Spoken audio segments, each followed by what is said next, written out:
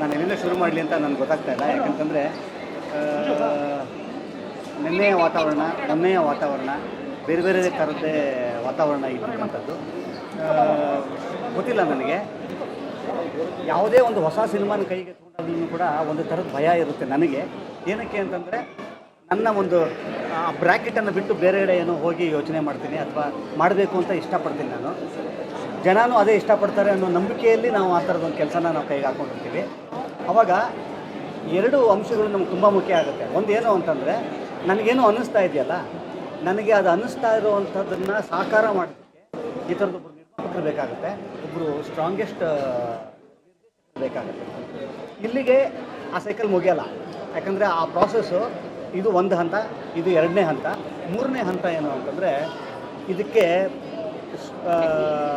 ತುಂಬ pillar poles ಆಗಿ ಒಂದಿಷ್ಟು ಜನ ಟೆಕ್ನಿಷಿಯನ್ಸ್ ಆಗಿರ್ಬೋದು.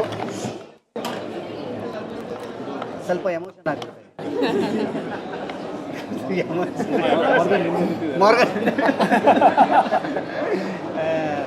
ಒಂದಿಷ್ಟು ಕೈಗಳು ಬೇಕಾಗುತ್ತೆ. ಆ ಕೈಗಳು ಯಾವುದೂ ಅಲ್ಲ, ನನಗೆ ಇಡೀ ಸಿನಿಮಾ ನೀವು ನೋಡಿದ್ದೀರಿ.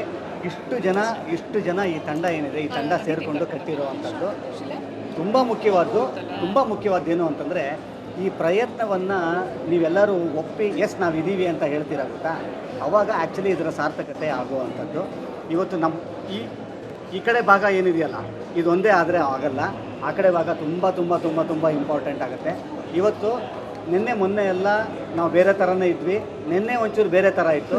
ಆ್ಯಕ್ಚುಲಿ ನಿಜವಾದ ರಿಪೋರ್ಟ್ ಏನು ಅಂತಂತಂದರೆ ಇಷ್ಟು ನಗುಮುಖಗಳು ಕಾಣ್ತಾ ಇದೆಯಲ್ಲ, ಈ ನಗುಮುಖಗಳೇ ಆ್ಯಕ್ಚುಲಿ ಇದು ರಿಪೋರ್ಟಿಗೆ ಕಾರಣ.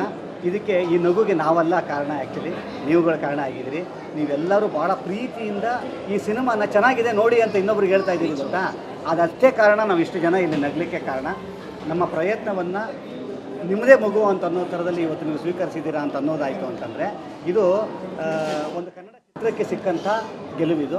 ನಾನು ಈ ತಂಡನ ಮಾತ್ರ ನಾನು ಹೊರತುಪಡಿಸಲ್ಲ. ಏನಕ್ಕೆ ಅಂತಂದರೆ ಈ ಥರದ ಸಿನಿಮಾಗಳು ಗೆದ್ದಾಗ ಮಾತ್ರ ಮತ್ತೊಂದಿಷ್ಟು ತಂಡದವರು ಬೇರೆ ಬೇರೆ ಥರ ಯೋಚನೆ ಮಾಡೋದಕ್ಕೆ ಸಾಧ್ಯವಾಗುತ್ತೆ.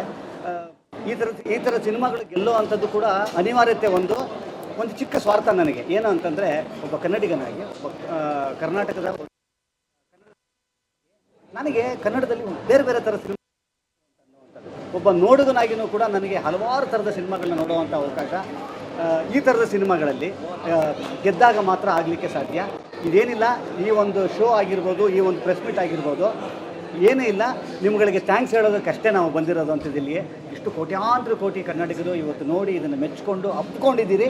ನಿಮ್ಮೆಲ್ಲರಿಗೂ ನಮ್ಮ ಇಡೀ ತಂಡದ ಪರವಾಗಿ ಥ್ಯಾಂಕ್ಸ್ ಹೇಳೋದಕ್ಕೆ ಇಷ್ಟಪಡ್ತೀನಿ.